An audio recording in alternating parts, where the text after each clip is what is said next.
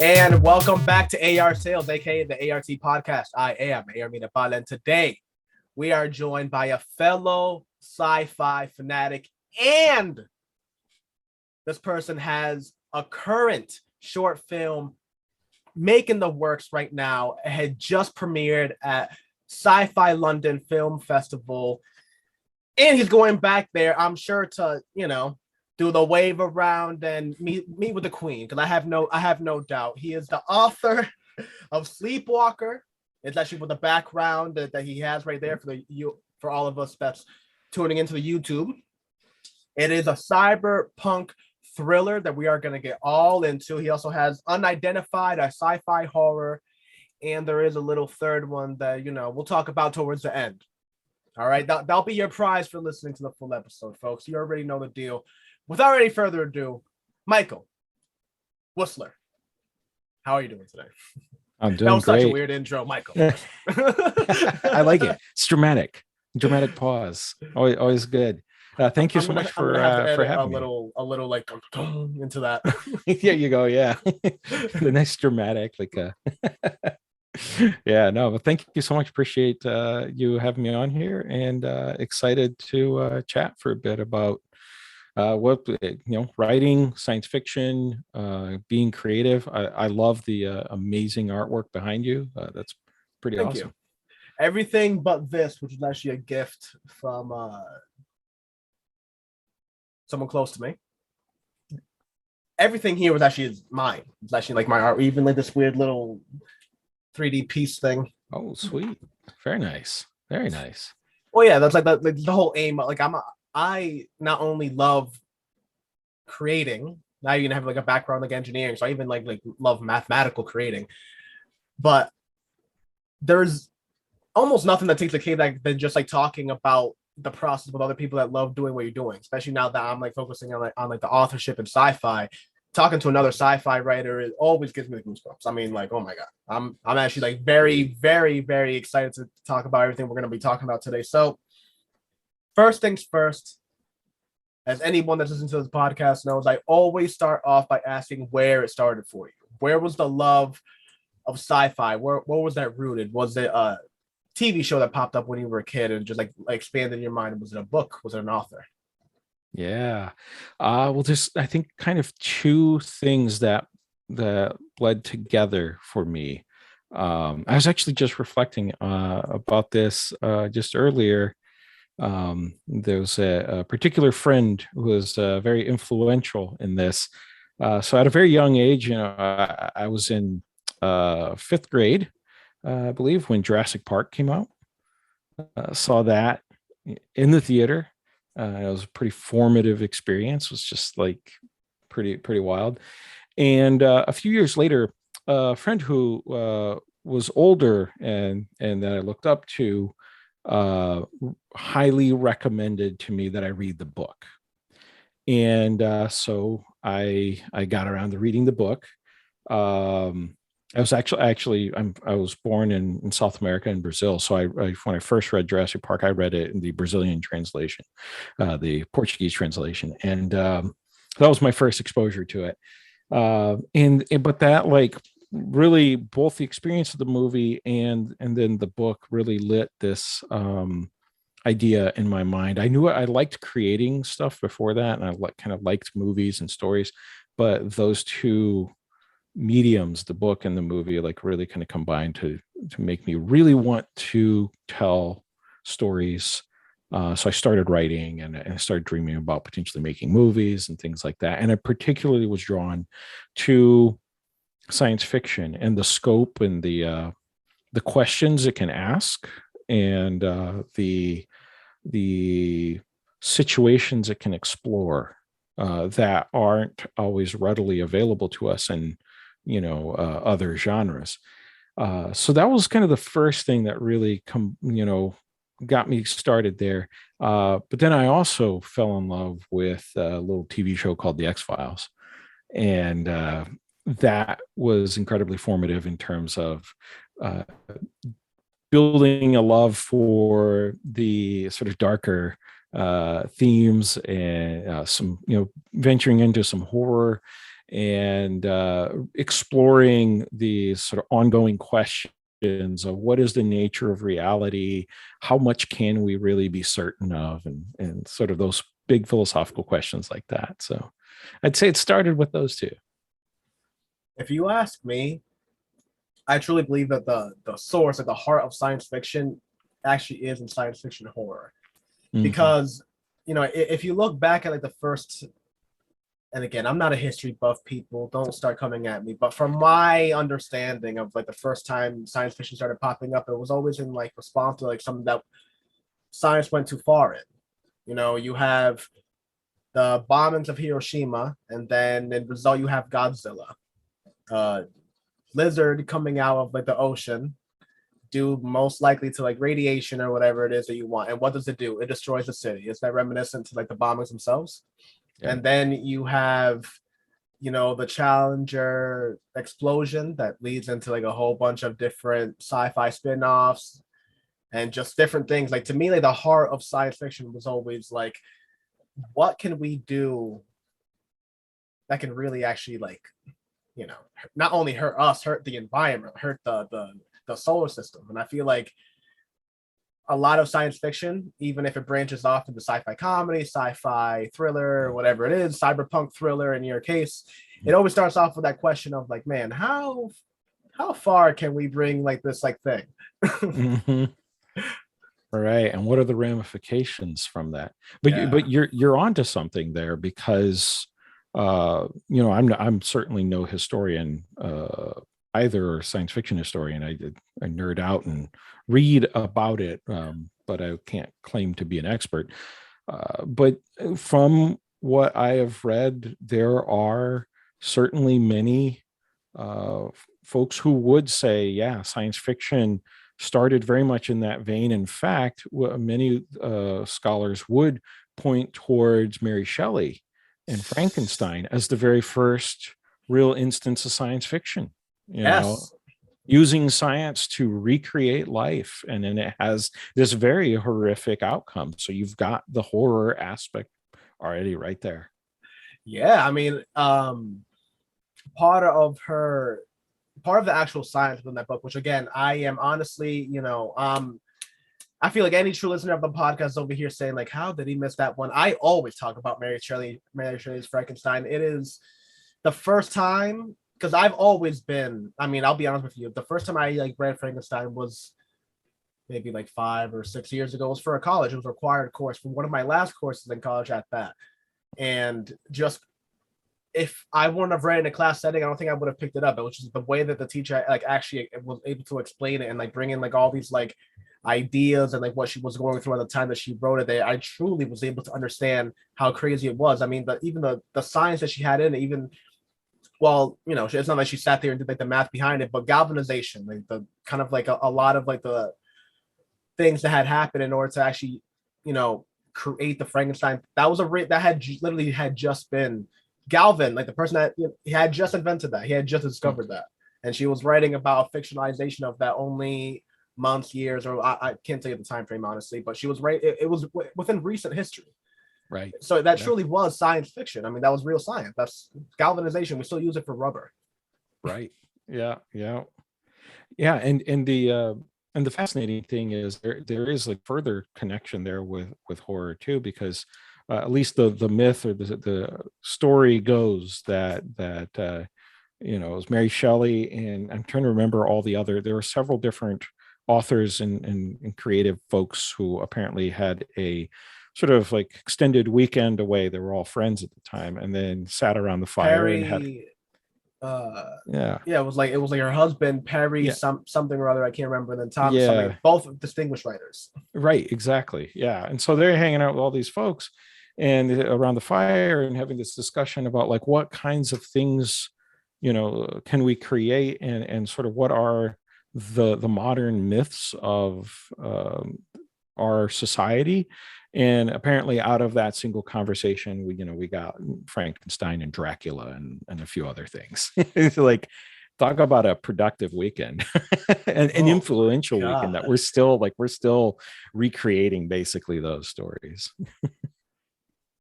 I mean, it truly is. It's almost a thing. this is one of those thoughts that I have all the time, but it's so hard to like really like put into words. But I think you just helped me kind of like find the words. One of my favorite things about literature is the fact that not only does it expand, but it layers on top of itself, right? So when Frankenstein came out, the idea of like, oh man, the monster that it created, like who truly is the monster, the monster itself, or the person that created it without any care for like the actual ramifications of what such a thing might do, that truly just went after it for like the goal of like, oh well, I know I can, but should I? Right. You know, I think at the time that must have been such a nuance. I mean, that must be the reason that it's lived for so long. But now, if I watch a movie and they start going down that path, I'm like, oh man, I start rolling my eyes because now it's a trope. So right. As writers like develop now, they understand that that's a trope. So when they start writing, start going on a little different path. They take the idea that like the audience or the reader knows that it's a trope and goes like, all right, well, let me go a different way. Mm-hmm. And that's how we just like evolve the genre in like such a beautiful way. And oh yeah. And one of my favorite things about history, while I might not know everything, I definitely appreciate it, is how things look over time. I mean, right now we don't know what are the classics that are being written right now. Right. To us, they're just like, oh man, they were good. The same way that, you know, when people look back at Bowie that were actually alive during Bowie, we're like, yeah, he was all right. I got a couple of his albums, but now that time has passed, now it's like legendary. It's like for someone to say that I was at a Bowie concert, it's like, oh my god, were you really? Same thing with the Beatles or anything else. Yeah. So we really don't know the things that are happening right now. All the books that are coming out that will be classics, that will define the genre. We're just experiencing them. Right. And Lord knows that maybe you or I are right one of them. One can only hope. I mean, that would be a pretty big dream. I mean, it would be nice to just write something that people enjoy, whether or not it lands in sort of the annals of history is not for me for any of us to determine. That's whether it resonates. If we're lucky, we write something that resonates, and then if it resonates really well, then it lasts. You know. Very, very well said. And honestly, there's a great segue because I now want to know about Sleepwalker. Oh, all right. Yeah. Sleepwalker, as you mentioned, is a cyberpunk thriller. It's the story of this woman who is serving as a nun in a school teaching science, actually, in Brazil and South America. So I base this a lot around actually where I grew up in South America. And but she ultimately is confronted by someone who explains to her that you are not who you think you are.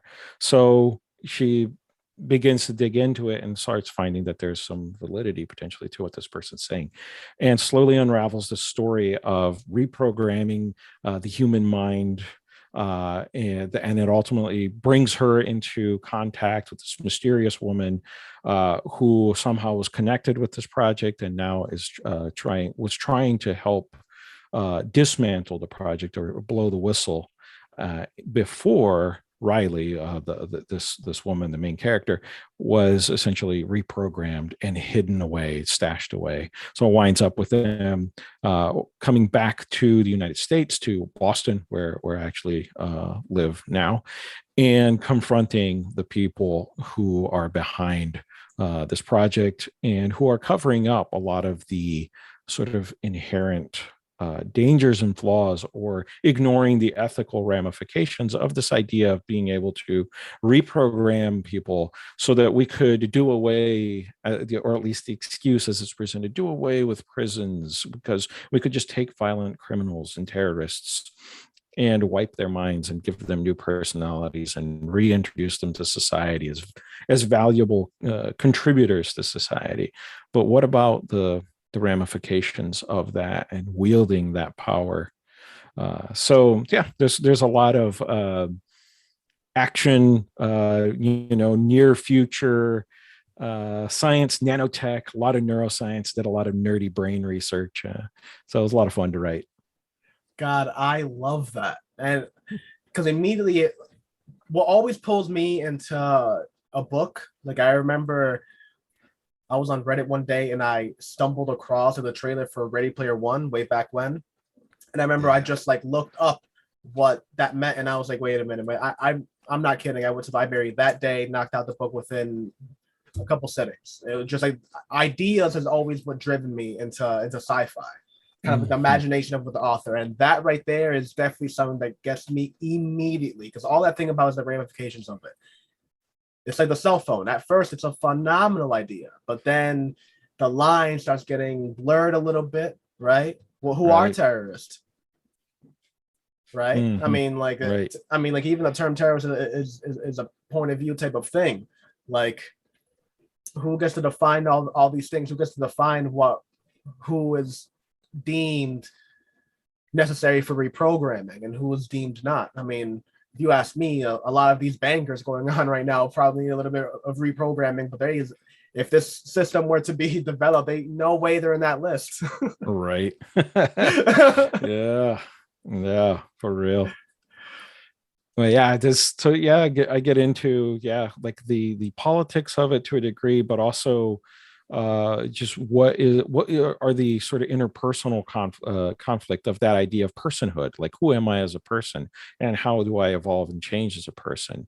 And so if we start tinkering, it's with how our mind works, and that idea of human augmentation, which is just around the corner for us, right? There's a lot of ways in which we are really setting ourselves up for the introduction of technology. Right now we carry it around in our pockets, right? But just around the corner is the integration of that technology into our bodies. And then what starts happening with us, where are the boundaries of our humanity and our personhood and our identity when those things get merged and we outsource, as it were, more and more of ourselves to technology. I love the idea of technology as meant for the extension of our humanity, which I'm reading this book right now where that was mentioned. One of the original designers for Apple, that was his philosophy of like technology is here to extend our humanity.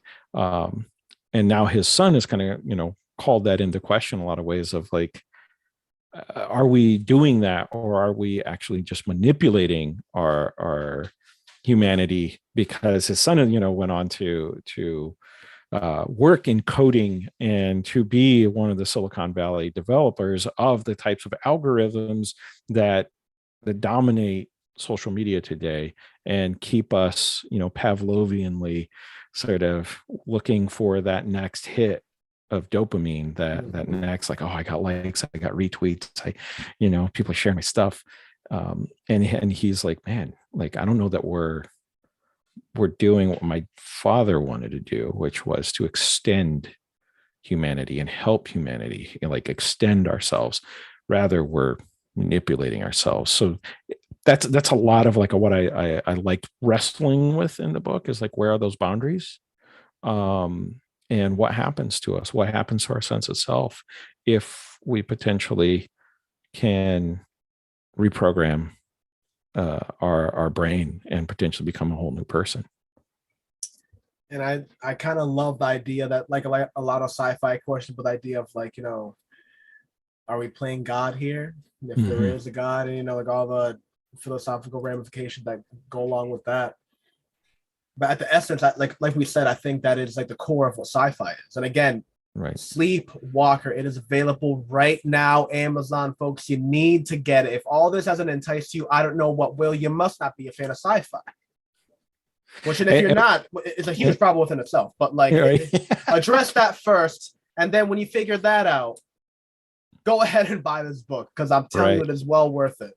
And if you're looking for diverse characters and a subplot with a bit of LGBTQ romance there, it's not your standard fare as far as science fiction that way. So wanted to represent more diverse characters in the book that way. So that's why I always say that it's always worth it to go with indie authors right now, as far as like, 'cause like I said, with the whole like building up of the genre, it's like we've taken all that core, all those like core beliefs that we've grown up with, and we're just trying our best in order to make something new while still sticking with the path laid back by our ancestors, basically.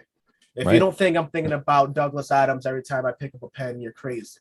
If you don't think I'm thinking about Isaac Asimov every time I start thinking about an idea, you're nuts.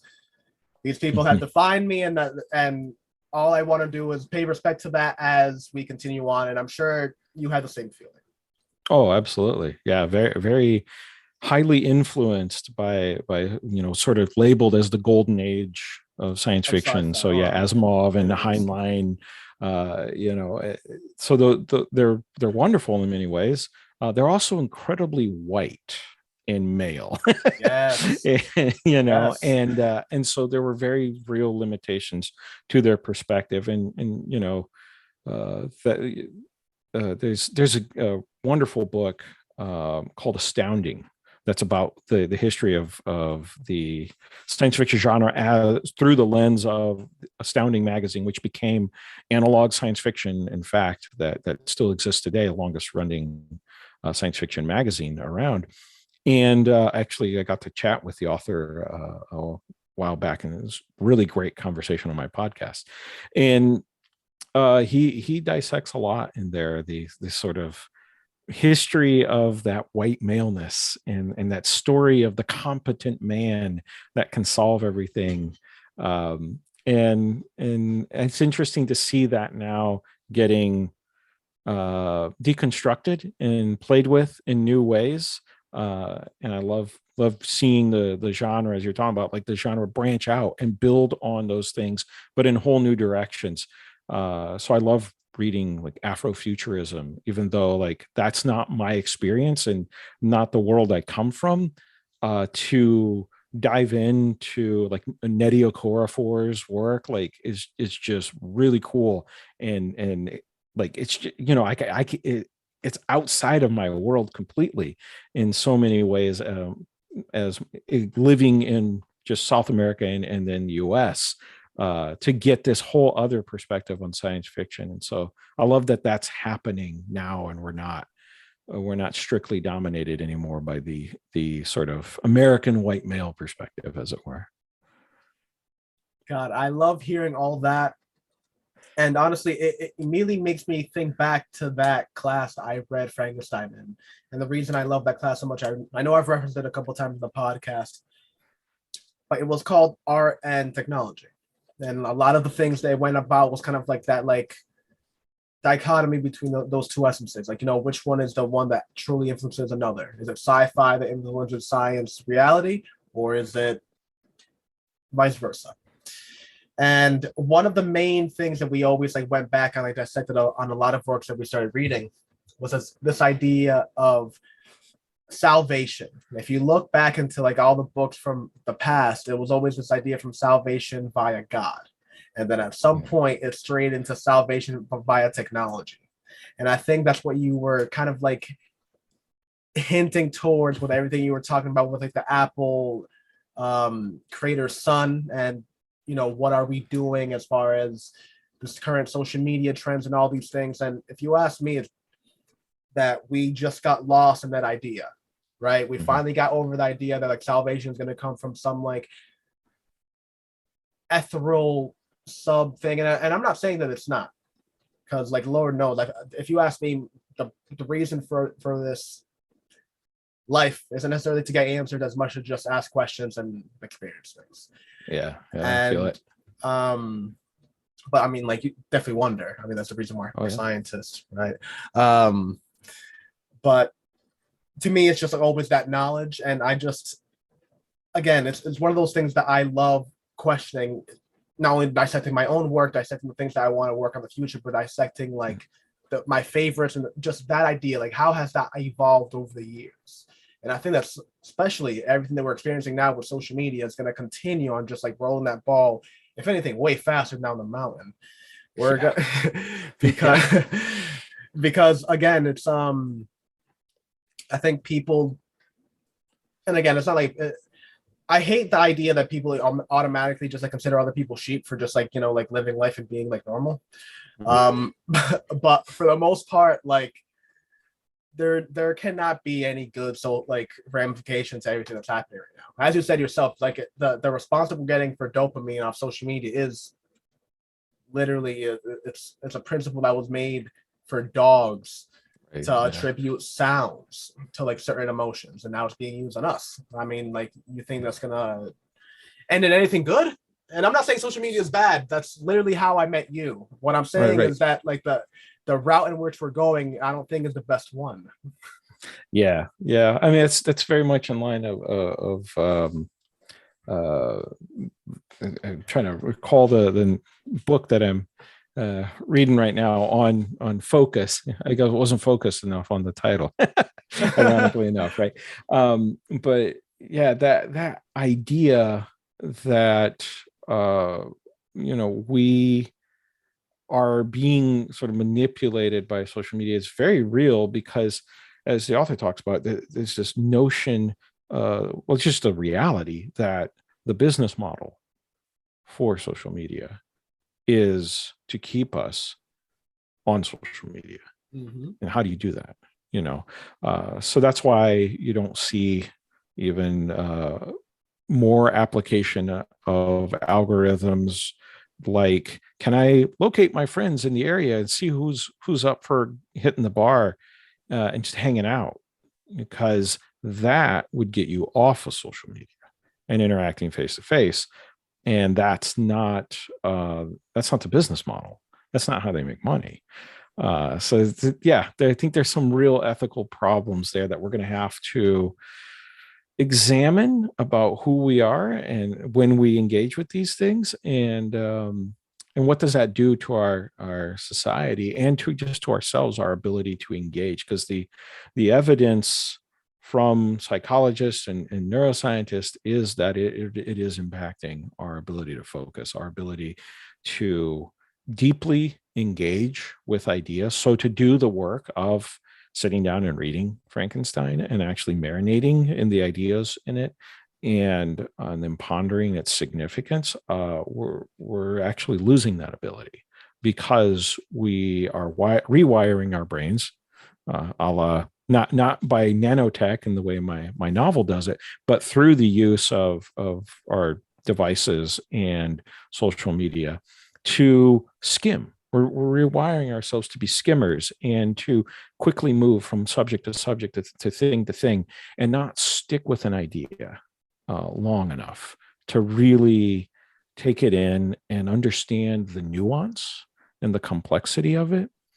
And I think that's a lot of why also we see cancel culture, and why we see people. It's very black and white. It's very, well, this person is either good or they're bad. They can't be somebody who's done very good things, but maybe has an opinion that I really disagree with. It can't be nuanced like that. We got to either be, they got to either be good or bad, because it needs to fit in 280 characters. My stance, my opinion about this has to fit in that tweet. Otherwise, it can't be shared. Otherwise, I actually don't even know what I think of it, right? Like, I haven't got the mental capacity to go that far. My God, and again, it just leads into everything, and like, I think it leads into unidentified perfectly, because it's, the whole horrors of science fiction. It doesn't seem like horror now, but Lord knows I was going to be in 50 years. I mean, there's again, I just don't see any good ramifications like of all the level of use of this technology. We've taken something as beautiful as the internet and polluted it into like what it is now. I honestly think back to the beginning of the internet when, do you remember websites? Do you remember before things were consolidated into things that just had links to other things that were Right, right. just separate websites that you would find and stumble upon that had like a different UI or a different look to them that just like looked different. Now there's a polished version of the internet that every website seems to like follow by. They have the buttons on top, and if you scroll down, the picture fades away. very cool design, very minimalistic, but it's very overused. And Right. before the internet did not have that. Everything was crazy. Everything was chaotic. And there Yeah, was it was. and there obviously had its negativity, but it was also awesome. It was like the fact that any random person can go and make a website, and you can still do that, but it's nowhere as cool. Right, right. It's a very different world. Yeah, yeah. It's wait a minute, you mentioned unidentified. I certainly that yeah, that playing with the horror aspects within the science fiction, right, is something that I'm intrigued by, because there's a barrier between the known and the unknown is, right where science fiction tends to sit, right, where we begin to speculate. It's just speculative fiction, really, and we begin to think about like what else is out there. So with unidentified, that's the story of an FBI agent who's just brought back from leave after her partner was killed on duty, to follow up on a new case of a disappeared or missing child in New Hampshire. And it's very similar to a case she and her partner had been working on. And so she enlists the help of a psychiatrist to who's had some background in debunking some of the claims of people around paranormal, because the ongoing story in this town where this child's gone missing is that it's alien abduction. And so we get into this very like X-Files side of things, get into some of the science of like, is it practical to actually believe that we're being visited by aliens? Is that actually plausible and feasible? What are the barriers to that? And so there's the debates back and forth. The FBI agent's very convinced that someone is using the suggestion and sort of the guise of alien abduction as a means to just kidnap people. The psychiatrist thinks it's more along the lines of trauma, and suggestibility is a strong thing for people going through trauma. And they're like, how do we repress and maybe veil that in a way that like maybe I can sort of set aside over here as like, oh, it's this thing, and not deal with the actual ugliness of humanity, right? But in that too, then there's questions of, well, where are the boundaries between science and the spiritual, between what we know and don't know within sort of those realms. And so it was kind of fun to play with that sort of territory a little bit. Some people really dig the twist ending. Not everybody does, though. I do love when the characters within the book all have conflicting ideas. I don't know why, but I just believe that makes a story that much richer. Like I said, just I feel like our predecessors always like led on with this idea that there's like like one thing, and like it's always like suggested like, oh man, it'll be really weird if this happened, huh? It's like foreshadowing for like the future, which at the time again nuanced and was like very cool. But now that we're at this point, now we can have conflicting ideas. Now we can have things going back and forth. Unreliable narrators. There's a different. Right. There's a whole bunch of. There's a plethora of different like mechanisms that we can use today in order to almost play 3-card Monty. It's like you have the answer here, and it's like, which one is it though? Right. Do right. you remember where it was? Yeah, just missing everything about.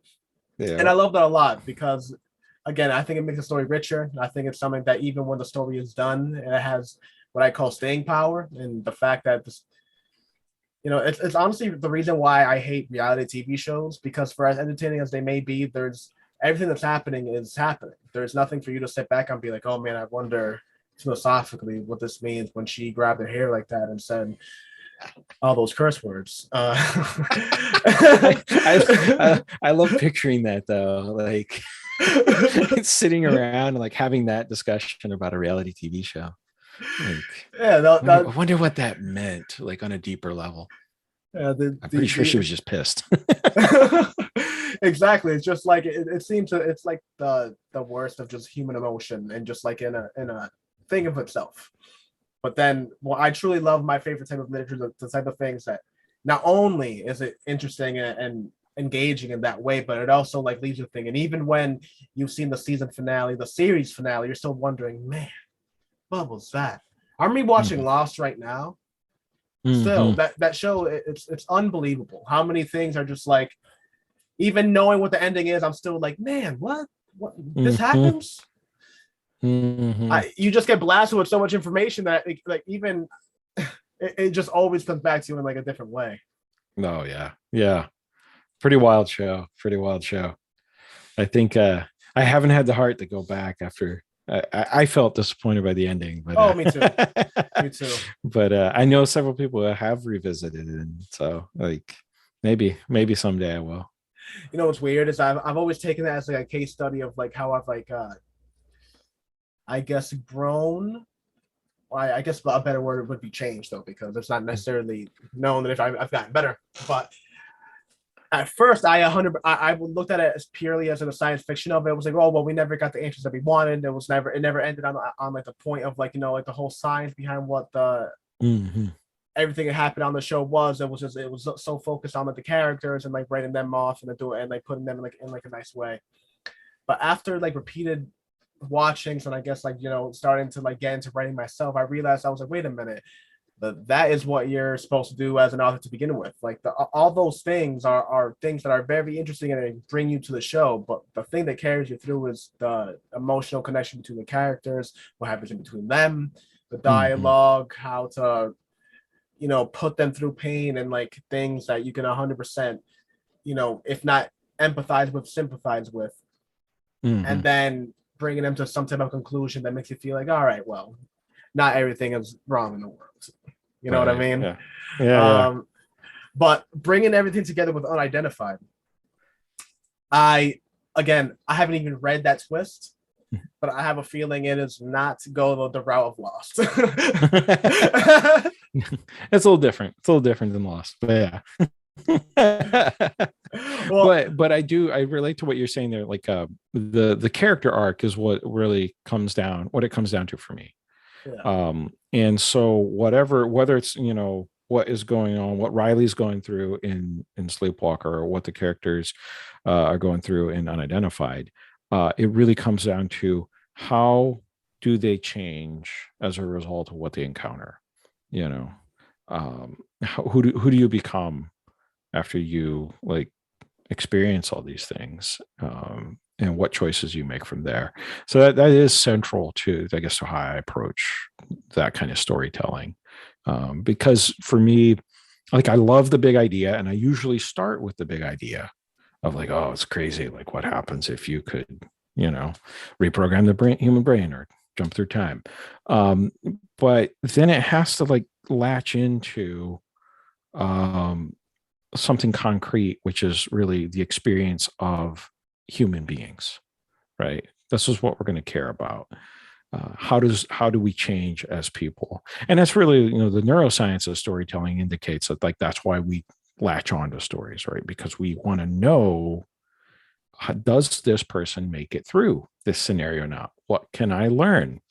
What should I take away from this? So should I encounter a similar situation, I can recall, like, well, this person was affected in this way. They came out learning this lesson.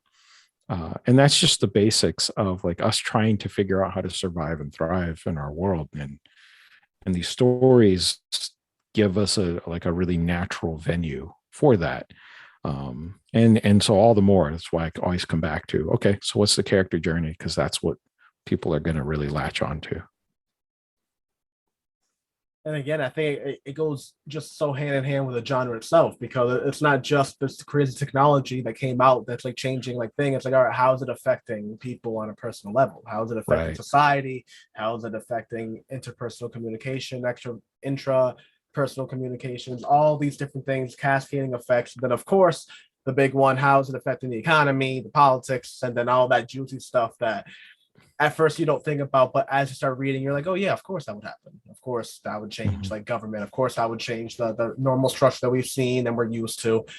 And again, that is why if you're into any of those type of things, Unidentified, also available now. Both of the books that we talked about so far, by the phenomenal Mikel Wisler are both standalones. You can get them right now, Amazon, and make sure that when you go on the Amazon page, you hit the follow, you hit the notifications, you do anything that you can in order to support the author. It's going to be well worth it. And of course, make sure to stay tuned because we're about to get into the final little part here. Yeah. What is held in the future for you, Mike? Yeah. Well, I'm sort of in the final stages of polishing, revising a time travel novel called Stop.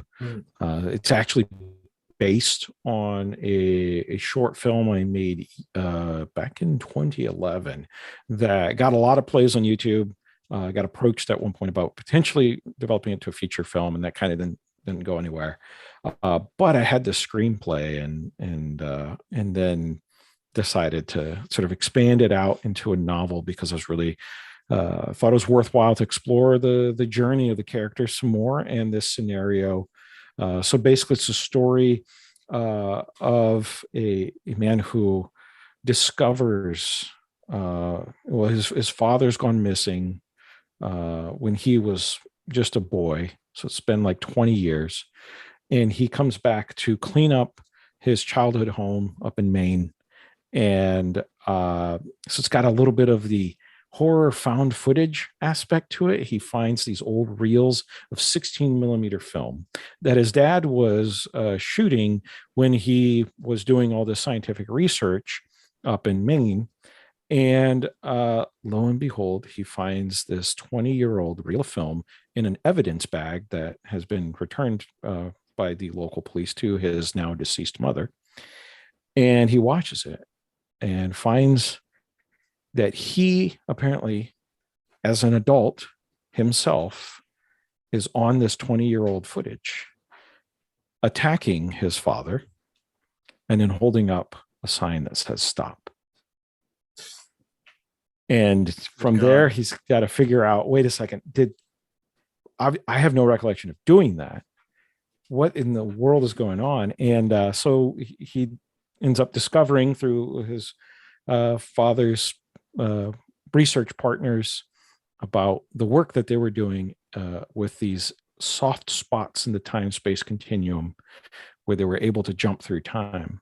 And so he begins this sort of race to try to figure out, can I stop the what's happened to my dad? Did I kill my dad? Good God. I mean, right when the character held up the sign, I mean, that's the trailer right there. Yeah. That's the trailer. Oh my God. Coming next summer. Jeez. That is good. That's really good. Thanks. Man, and that is why you leave that for the end, folks. Get you excited. Yeah. Wow. So we're hoping to get that sort of polished up and ready for release with the small publisher that I work with, Duxa News Media. And so we're hoping that, maybe by late fall or something like that, we can have that out there and people can check it out. Yeah. My God. Just honestly, bravo. That's such a cool idea. Oh, I love just especially time travel. I think that's always one of those things that at first would go like, I mean, there's a lot of plot holes opening up, but then when you get that really cool idea, it's like, nah, I'm gonna do it anyway. This is definitely cool, and that's definitely one of them that just grabs you and just entices you. That's again just why you love sci-fi, why you love everything. And I have to say, not only am I 100% just looking forward to stop myself. Oh my God. Oof. But I think it's great because, just as we were talking about the trailer, you've also worked on a short film. Mm-hmm. Not only did you work on it, but you did the cinematography for it. Anybody that listens to this podcast knows I am a huge fan of cinematography. So go ahead, just tell me. I need to know. I'm a huge film buff. Oh, nice. Yeah. Well, I worked for years, trying to get a career going in the film industry, which is kind of tricky to do. Yeah, so I've made a lot of short films, and gotten into festivals and things like that, directed some, and I've been the cinematographer for others. So my most recent short film that I wrote and produced was directed by Diana Porter, who also stars in the film, and I did the cinematography and the editing. It's based on a short story that I wrote, actually, and it's very, shall we say, very inspired by recent experiences of the pandemic and the shutdown. And so we've got this character who, she's basically living in her apartment in the near future. There's increased solar flare activity, so it's made things a lot more unsafe frequently outside, in terms of like being able to go outside and the amount of UV exposure. And so she has decided to be a subscriber to this, think of Amazon and Facebook and Siri all kind of wrapped up into one. And she has basically everything she needs, and this AI that she constantly interacts with and talks to, and basically sort of constantly predicting her next need, her next sort of purchase, or and then it starts asking that question of like, how much power are we giving over to this technology that's supposedly supposed to help us? But again, remember, the business model isn't about helping us at the end of the day. So it's very Black Mirror-esque, short, just like 11, 12 minutes long, and it's making the rounds at film festivals right now. As mentioned, it had its European premiere just back in May at Sci-Fi London. I think coming up here real soon, it's going to be playing at the Long Island International Film Expo. So, wow, congratulations. My God, thanks. I wish I could be there myself. I'm not in Long Island or in London, or nor do I plan to be for a while. But man, I really wish I would. Especially, I mean, like, honestly, Long Island's not even that bad of a drive. I kind of wish I could make like a day trip and go like watch it. But yeah, if you are in the area, if you're listening, make sure to make the effort, take the trip. It's worth it, especially in London. It's just a tube or a bus right away. You can get anything around there. The transportation is phenomenal. Again, I don't know. I almost feel like I'm fangirling a little bit over here, fanboying, however you want to do, fanning out. We'll leave it. We'll leave it. I like it. Yeah, we'll leave it without any gender. It's phenomenal, especially that I agree myself. I feel like a lot of writers would love to be in the film industry. I mean, it's such a beautiful idea, especially that I really think that when taken correctly, a film can be just as impactful as a book. Which is really saying something. Because the book will take you a couple hours, if not like a couple of days to read, depending on the length. And a movie is almost maximum 3 hours. Obviously, there's a lot of distinctions, and obviously there's very shorter than 3 hours. But still, it conveys such a heavy thoughts and ideas and principles within 3 hours, if it's done right and done correctly, like a book, like a good book. Oh yeah. There's unique powers, I think, in both mediums that are amazing, and so I've been still drawn to both. I mean, my day job keeps me plugged into sort of the visual side, doing sort of storytelling for documentary and corporate and educational work. But yeah, then I come home and sit down come home. I am home most of the time these days, working from home, post COVID world that we live in. And do engage in sort of the other side of it, the writing side of it, where there are no budget limitations, which is always nice.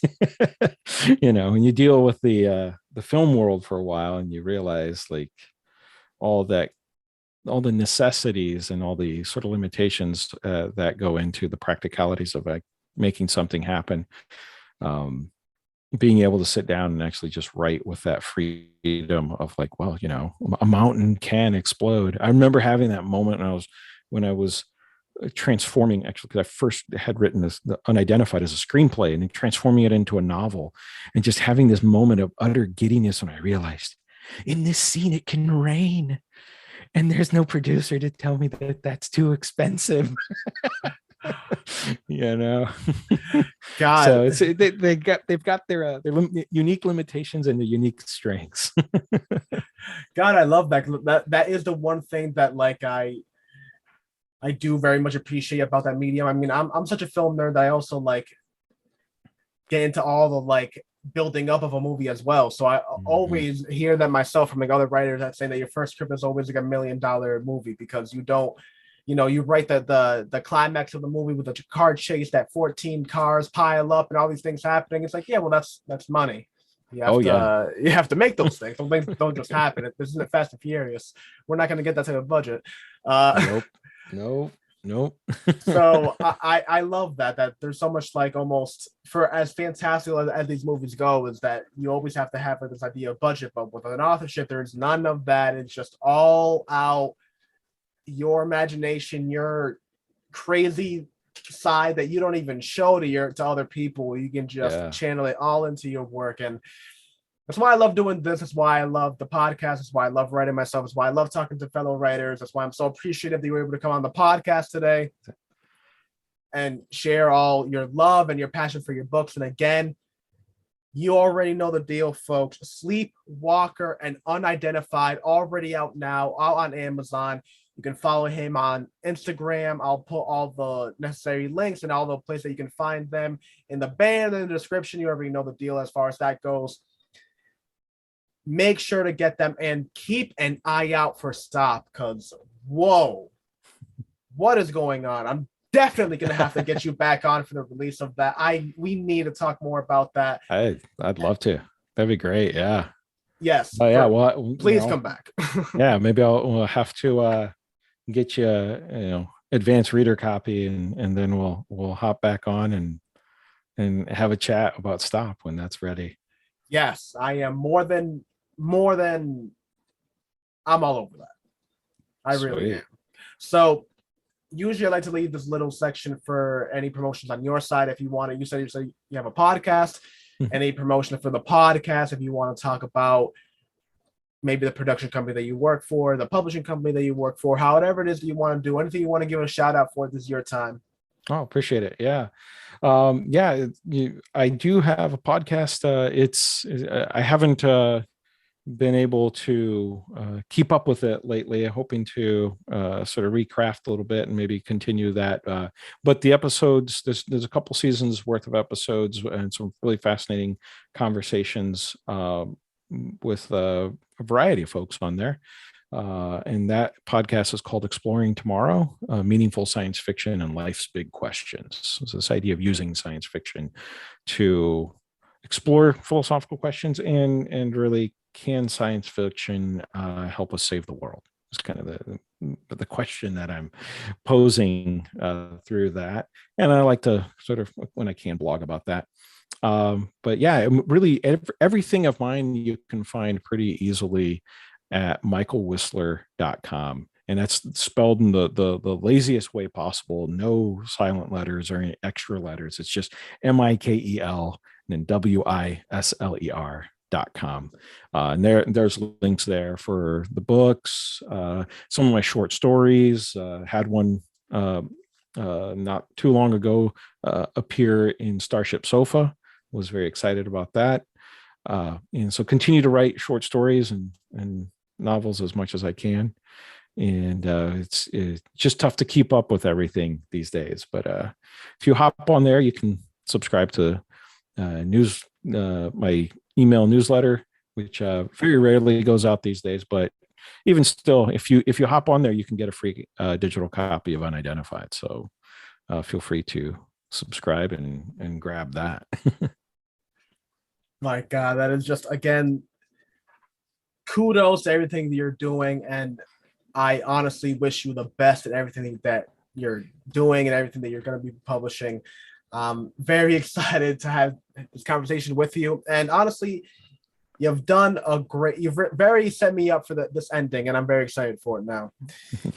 So you already know the deal, folks. This is the end of the podcast. This has been AR's Tales, aka the ART podcast. I've been AR. This has been Michael. We shall be back. It's been decided. This is to be continued. ...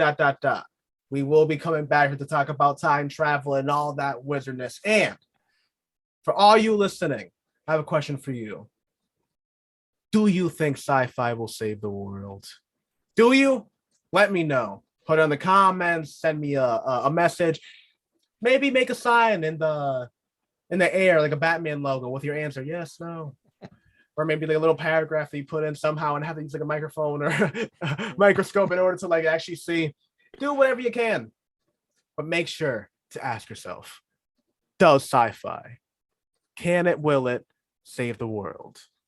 Boom, boom, boom. And this is the end of the podcast, folks. Check back with us next week.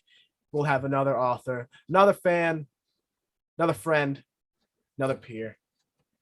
Thanks again for having us on, and peace out.